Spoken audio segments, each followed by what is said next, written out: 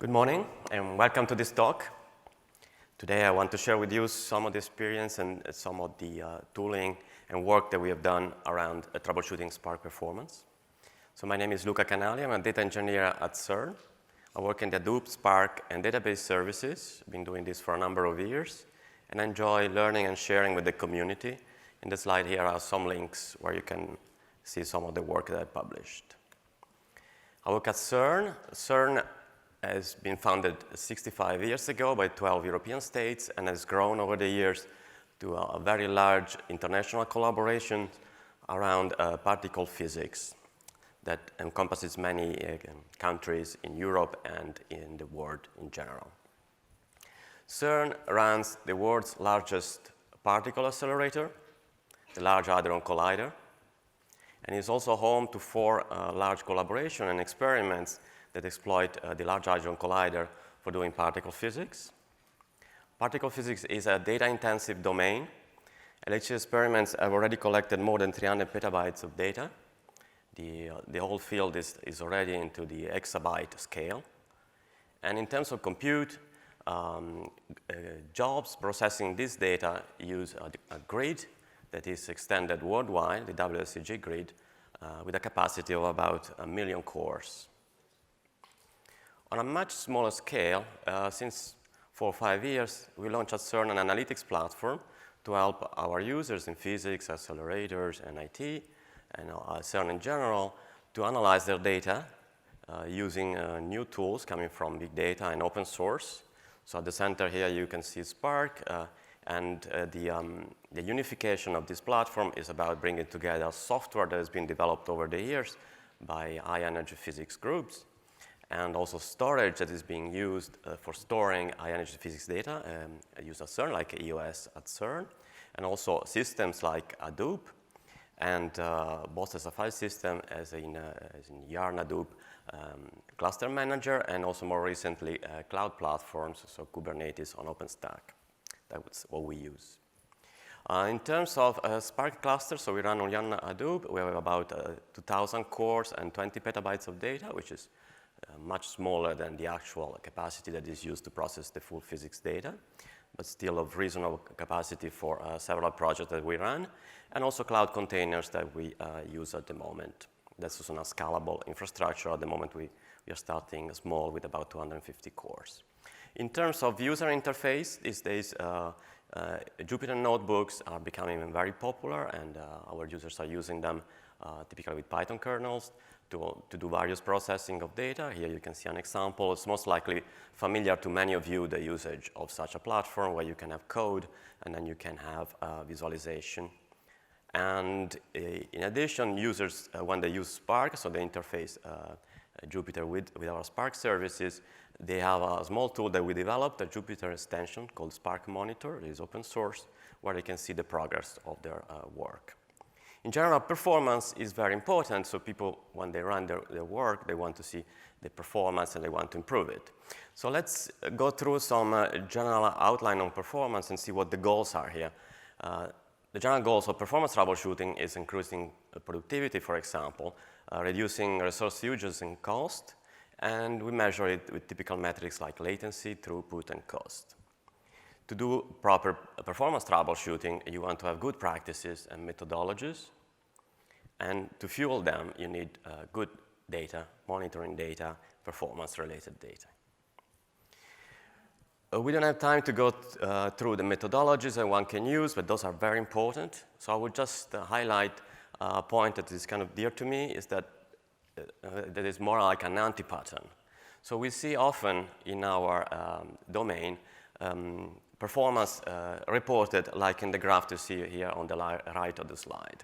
So you would have, for example, in red, system B that takes 10 minutes to execute something, and then system A that takes 2 minutes, and then the claim system A is 5 times better. But this, for me, runs short of really understanding the performance, because it's just a simple measurement. There is no root cause analysis. And probably many of you have been already in a meeting where something like this comes up, and then people just start guessing and generalizing the results. And I find that there is not enough really pushback in the community against this. I strive to do something a little bit better when, of course, the times and resources allow. So, for example, when we get the good data, what we want to do is to answer questions like, what is my workload doing? Where is it spending time? Where are the bottlenecks? Is that CPU or I/O? How are the system resources used? Why do I measure what I measure in terms of latency or throughput? It's not 10 times better. So we have to challenge ourselves. So I would like to point out this other way of thinking about performance that is more like, say, scientific, more structured, where you have, for example, in the context of Spark, but it can be generalized, you will have workload monitoring data. Then you will have knowledge of the architecture. You put together with also knowledge about the application architecture. What is the application running the workload doing? You would have also to have some knowledge about the computing environment where you're running. So what type of compute you are using, what type of storage. And this all pulls together. And by some thinking, we come up with some insights and actions on how to improve the performance, or understanding the bottlenecks, or understanding the workload. I wrote in the slide agent because, in my experience, this is mostly, say, a human-centric process. That's why the graphics shows a human brain. But many people are now trying to automate this, and this is really exciting if it will come to work. It's something that's been going on maybe for 30 years. People in the 90s were trying it with expert systems, didn't work. Now the more recent machine learning AI maybe will be able to break it. And this will allow to scale much better this type of process. Okay, going back to Spark. Measuring Spark can be complicated because there are many components. First of all, the components, and the complexity comes also by running at scale.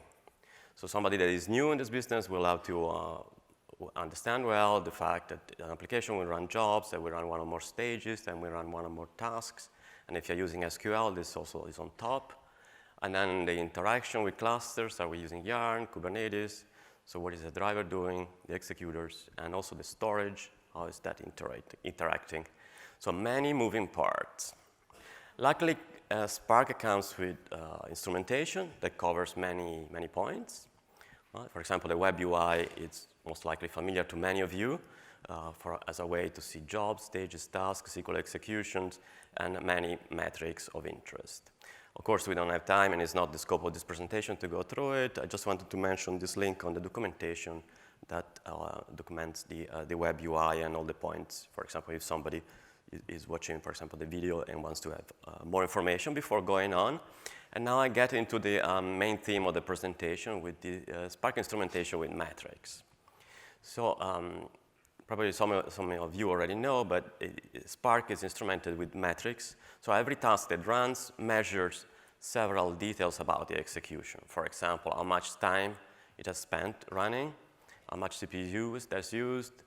Also, there are some I/O metrics, shuffle metrics, with read-write details, etc. These task metrics are documented in the monitoring documentation from version 2.4, so I put the link there. And there are also, we will not use them later in this presentation, but there are also SQL metrics. You will see them in the Web UI SQL tab, and are used to instrument some of the SQL operations. For reference, I put there a link. So how do you get task metrics? There are also some standard ways documented in the Spark documentation to get this. The REST API will give you task metrics. So you go, for example, to the port 4040 by default, and you will see the metrics. They will also be stored in the event log if you're configured to write an event log for your Spark application, which is often the case. And there is also a programmatic interface using Spark listeners. We will get to that also later with a tool called sparkMeasure that I will describe in more details. So when you get the metrics from the REST API, it looks something like this. So you just point to your browser, for example, and you get a list of metrics. This is just cut out because, of course, the list is much bigger, both of metrics and the fact that you will have metrics for all stages, for example. You can also get metrics by tasks. The event log is a JSON file, so there are tools that actually read the event log and do performance analysis. For example, I believe Dr. Elephant, for example, works this way, or you can write your own tool. You can read the JSON file and do analytics. Here, just for fun, I show how you can read it using the Spark data frame API, which of course is a reader for a JSON. So Spark listeners is the programmatic way to get access to metrics. So there is an infrastructure that called listeners that you can use if you fire up your, for example, preferred code editor for Scala. You can create a class that extends Spark listener, and then you can have methods that collect the metrics on certain events, for example, at the completion of a stage, and then you get the task metrics aggregated by stage. Then these extra listeners can be attached to the Spark context using this parameter spark.extraListeners. Also other methods to do that. So the architectural diagram with more color is shown in this slide. So you will see a driver sits in the middle with all the activities like Spark section and Spark context, the scheduler, etc. And then one of the components is the Spark listener bus, which will take care of basically dealing with the metrics. In a general Spark configuration, you will have one or more executors. These executors will run tasks, and they will report the metrics at a heartbeat every 10 seconds, and also when the task finishes. So these metrics then are collected in the driver, so they flow from the executors to the driver via the listener bus. They're consumed by the web UI, as I mentioned, and also the event log and history server in case. And also these extra listeners that you can write. So one of them is in this tool called sparkMeasure that we will see also with some example later. This tool defines a few listeners, like a staging for recorder, tasking for recorder, and then there is a flight recorder modes. This will collect metrics and will allow to process them and sync them as you want, either in a notebook or in a programmatic environment. It will become more clear with examples. So the getting started example is super simple. So you just use, for example, with the Spark shell. sparkMeasure is on Maven Central, so you can specify the package. It is for a Scala 2.11 and 2.12. In this case, I'm using 2.11. And then initialize the listener with the Spark context. This will also register the listener in the Spark context or using the Spark section. And then I can define a query. For example, this is a simple benchmark query that doesn't require to read any data. It just generates from a cross-join product. And then I can instrument the query. So the query will be spark.sql, run my query show. And if I can wrap it just with the stage metrics run and measure, it will execute the query, produce the result, and collect the metrics. The metrics reported are aggregated across the duration of the SQL and will report several details. For example, just to look at some of them here highlighted in red, the elapsed time is 9 seconds for this query, and then the execution runtime, it's 1.2 minutes. So multiple executors or at least multiple cores are running this query. This was running in local mode. So of course the cumulated runtime and CPU time, it's bigger than the elapsed time. This is the joy of parallel computing. And then there are many more metrics, several of them at 0, for example, because we are not doing any I/O in this simple query for just demo purposes. Okay, there are various usage modes for sparkMeasure. You can use them in interactive mode, as we just did, from shell or notebooks. And this will work on, for example, on Jupyter notebooks, but also many cloud systems like Databricks, Azure, and Colab. And then you can use it to instrument your code, and you can use it in flight recorder mode, where the metrics are recorded without needing any change in your code. And this, for example, you can do that for troubleshooting or as part of a CI pipeline, for example.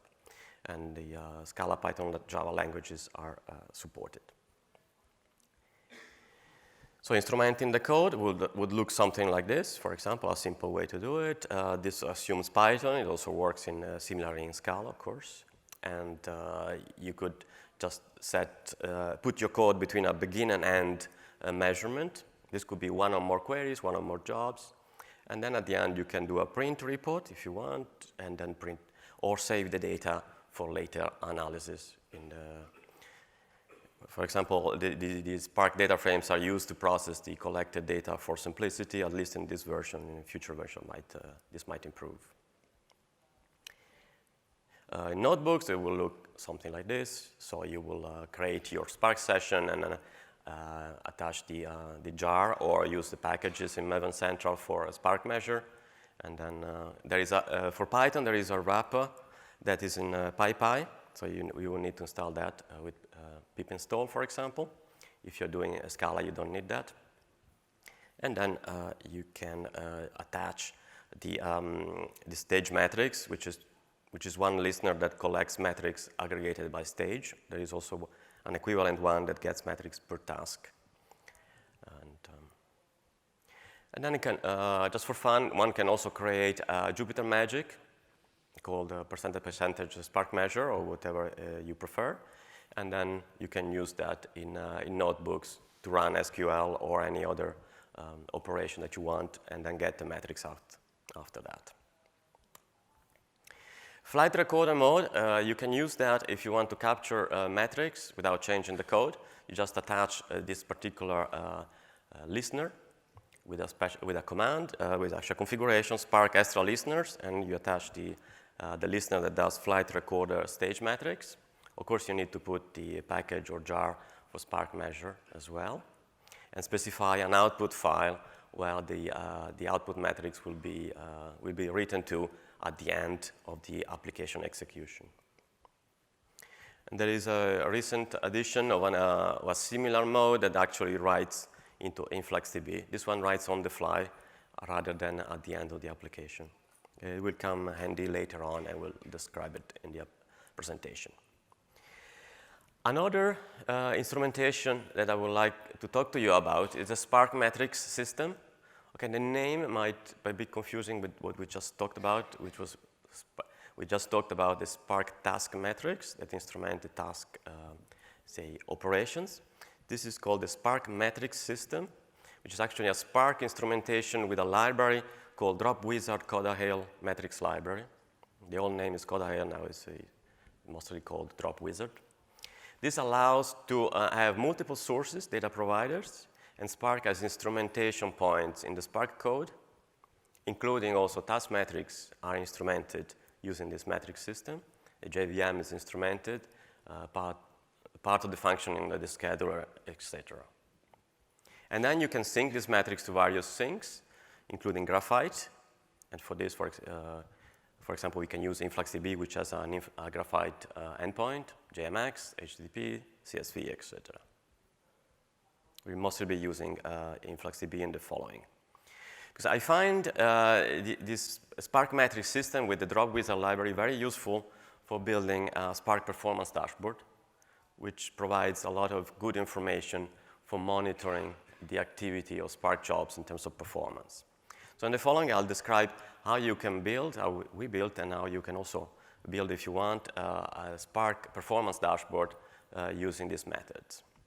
There are a few ingredients. Let's say this is a recipe. The first ingredient is that you need to know the architecture or how the Dropwizard metric system works in Spark and which Spark components are instrumented. We will look at that in the next slide.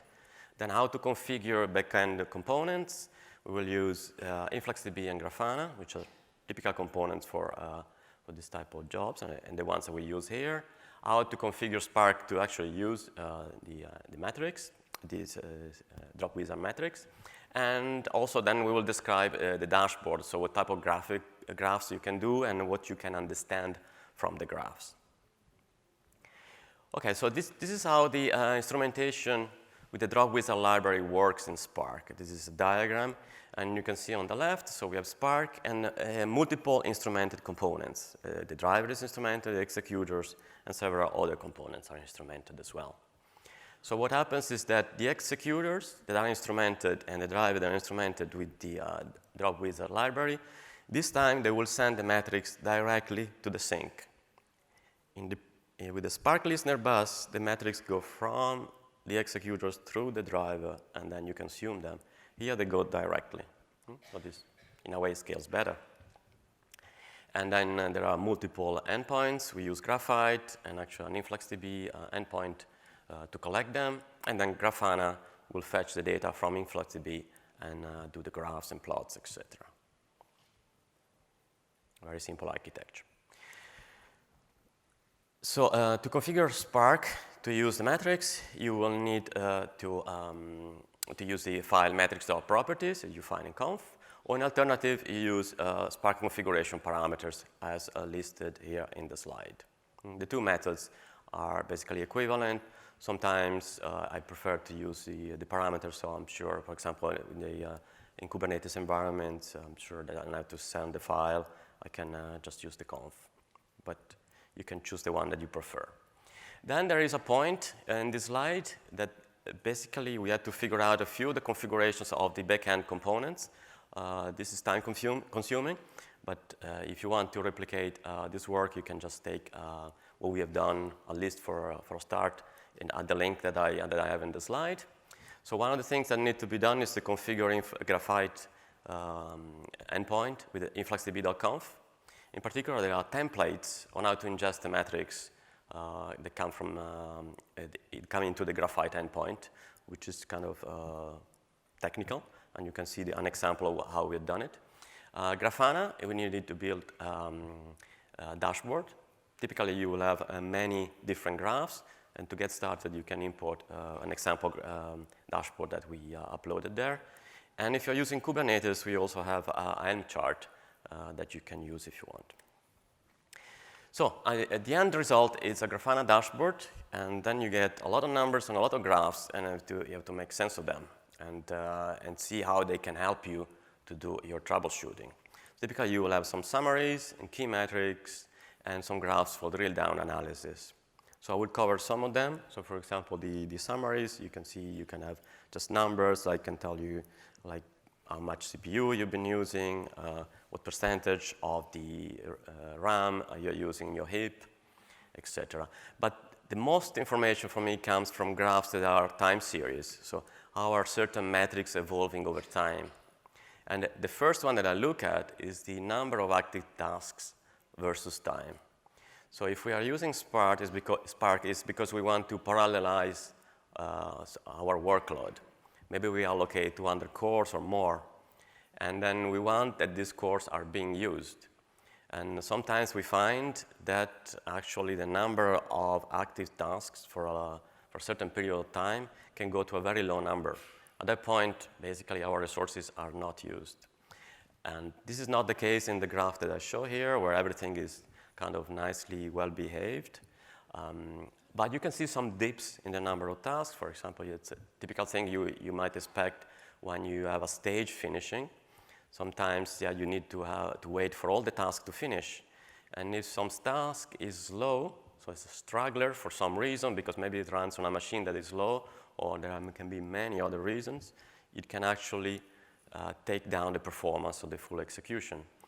And this allows you to see it. Also, if you have data skew problems that more or less generate the same type of behavior, you can see it there. Then you can have several metrics related to the workload. For example, this is HDFS read throughput time. All these graphs were generated while running TPCDS benchmark, just for getting some workload. Here, for example, we can see about a few gigabytes per second read all through the execution. And then memory is very important. You can see how your memory consumption in the driver and the executors are evolving over time. CPU, how much CPU is being used in the executors. This measures the JVM CPU time, so it contains everything, GPU used by tasks and also by garbage collection. For example, if you're doing a lot of garbage collection, also this will go up. A graph also that I like quite a lot to see the activity, it's a combined graph that shows me the time spent by the executors cumulated over all the executors, which is the line that sits on top of everything, and then a drill down by different instrumented components, like the CPU, which is the light blue. In this case, the purple is garbage collection. And actually, there's a big void. These are parts that are not yet instrumented. Since I know that this was doing I/O, most likely the missing part is I/O. We'll come back to that.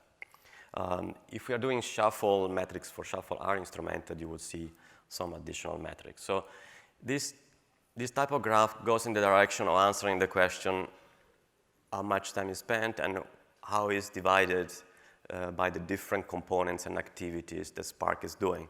If, for example, everything is on CPU, okay, the job is CPU bound, but it can be more complex than that. Or, for example, if you have a lot of garbage collection, then, okay, we know that the garbage collection is taking a lot of time, and from this reasoning and the knowledge of how to handle that, for example, we might increase the amount of memory, etc., other actions. Okay, that's the gist of the dashboard. One can talk a lot about it, but okay, we don't have the time today. I just want to show you some additional work on top of it. More recently, I've done graph annotations on top of the dashboard. So these lines show where the queries or jobs or stages, this is configurable start or end, that's configurable in the Grafana dashboard. This is useful. For example, if we see a peak, how can we, of usage utilization, how can we relate the peak to a certain query? And this is the way you can do it.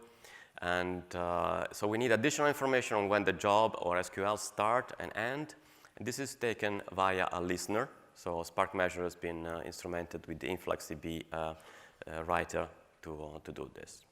This is an addition that one can put on top. Okay, some of the thoughts about the Spark dashboard, why I find it useful, and also what are things that can improve. I find it very useful to search for bottlenecks. There are many instrumented components in Spark. It allows to do a drill down of where the time is spent by our workload. And very precious are the time evolution details. We can see time series of the number of active tasks, as I mentioned, is the first metric I look at, but it's also CPU, I/O, memory, garbage collection, many more metrics that allows us to understand better where the possible bottlenecks are and what our workload is doing. There are still many things that can be improved. So one particular point is that is the effort. Still one needs to do effort to understand the root causes. So the dashboard will not tune your workload. It would just help you to understand what the bottlenecks are or may be. And also the instrumentation is still evolving. There are many things that still need to be improved. Already Spark 3 will come with some improvement. I will show later some of the JIRAs.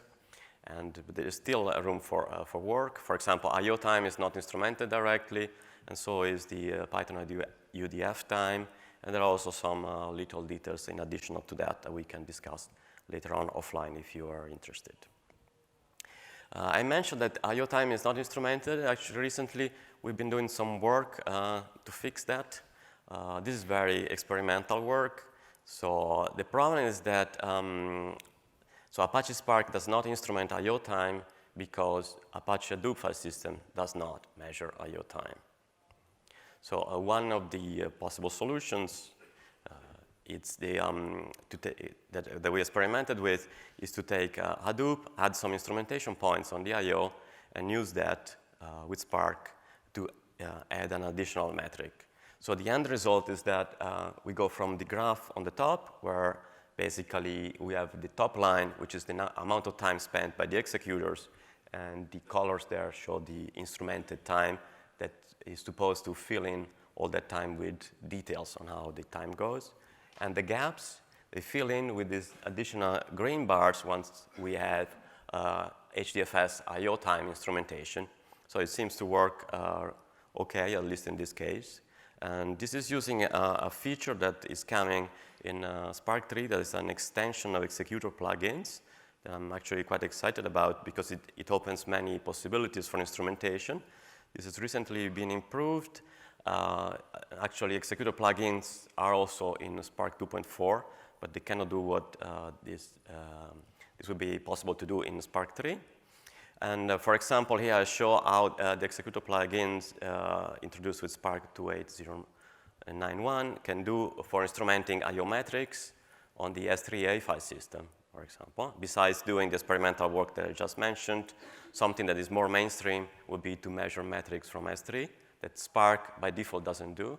Because by default in Spark you have I/O instrumentation for HDFS and the local file system. So you put the jar with this executor plugin. I'll show some example code in a second. And then a configuration parameter would just allow Spark to load in the plugin at the execution time. And the plugin is passed the context for registering additional metrics, and this is how it works. And I have some example plugins in this GitHub repo there. It's about extending this class, which is the Apache Spark Executor plugin, which is past a metric registry where you can register your metrics. So once you understand a little bit the Dropwizard metrics, and with the Executor plugins, you can add instrumentation to Spark without touching Spark code. You just write your code. For completeness, I want to mention also, of course, OS monitoring is very important in this global picture of understanding what our systems are doing and making models on where the bottlenecks are and what we can do about it. So with the work of many people in the team at CERN Hadoop and Spark services, we have Hadoop instrumentation, OS metrics instrumentation, and also recently Kubernetes instrumentation. Okay, so notable JIRAs and things you will find improving in Spark 3 and that I would like to mention. The first thing is about the documentation. So the Spark monitoring documentation has been improved already in 2.4.0.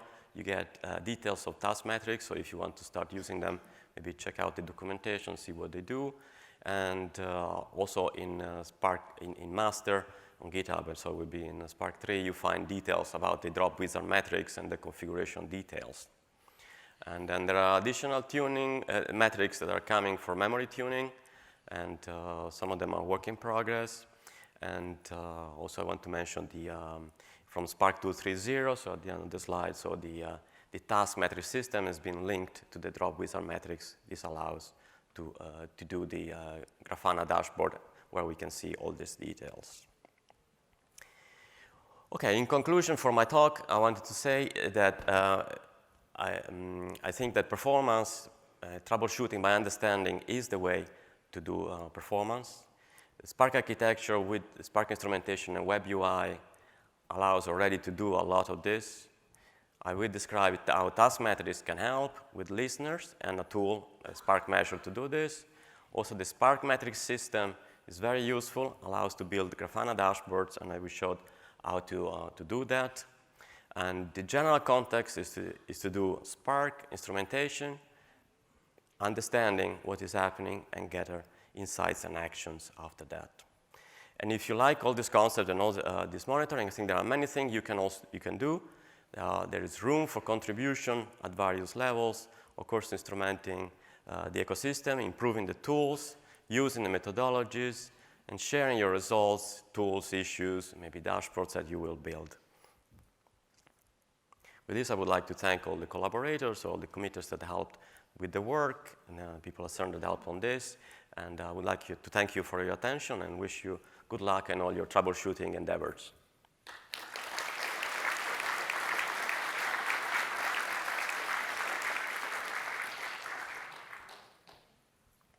Thank you, Luca.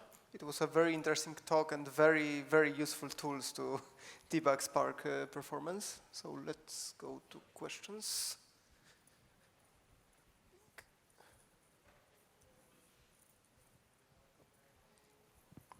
First of all, thank you for the talk. It was very interesting.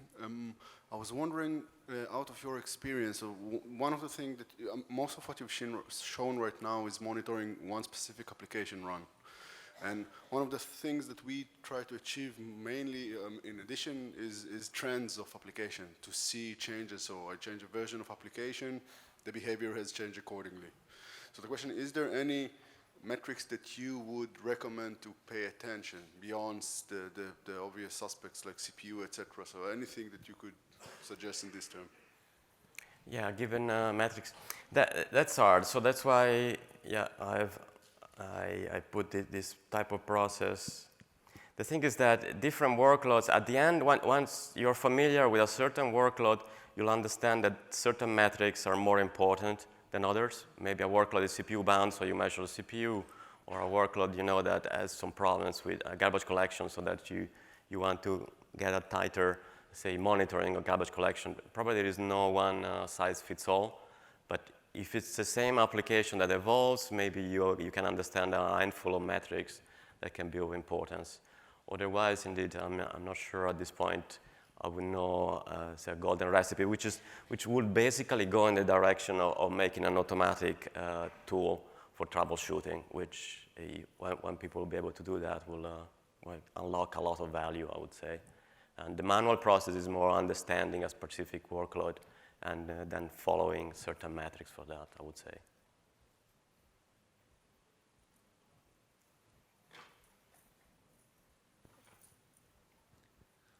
Thank you for your speech. And have you measured the overhead of these measurements, like for the job? Not directly. I would expect that the Dropwizard metrics being more scalable have not a large overhead. And the listener bus, well, anyway, is used by the event log. But this one with a lot of executor could have some overhead. But I don't have direct measurements, but it's a good point.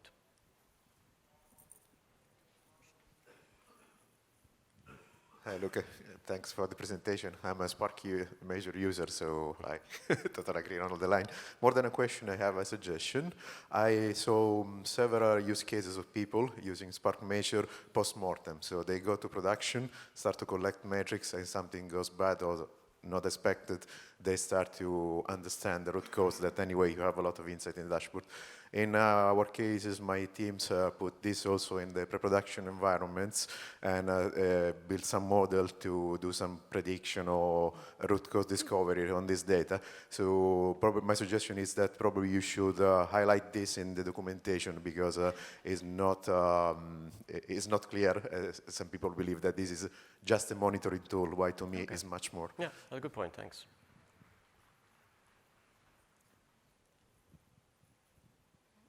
There was somebody there.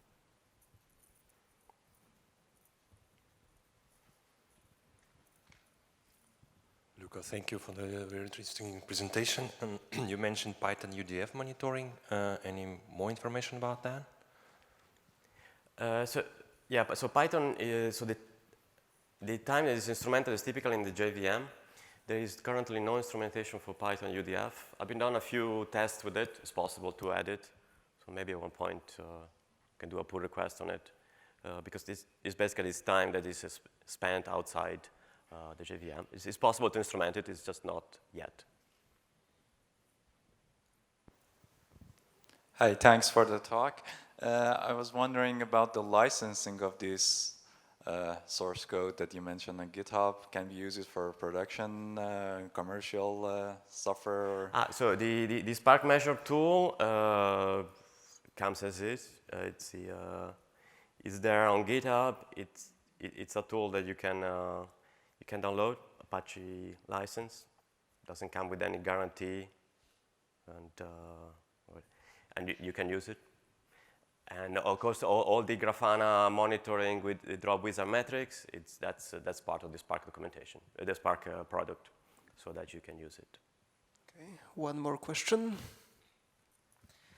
Thanks for the talk. I have a small question about, is there a way to flag different types of jobs in Spark metrics in order, or add custom properties in order to be able to segment different types of job runs and then dig deeper into these kinds of things? You mean in the dashboard? Yeah, to flag in Spark metrics in order to be able afterwards to dig deeper. Yeah, that goes in the direction of the annotations.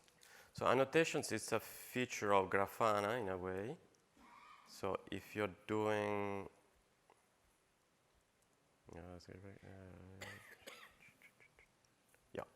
and so basically, Grafana allows to have annotations, so you can put it, you can point it to a source of information. For example, here I collect information about SQL ID every time an SQL starts, also job or could be something else. And then Grafana can be pointed to that, and then it would draw lines at the beginning of these events. And this allows, indeed, to understand better the beginning and end.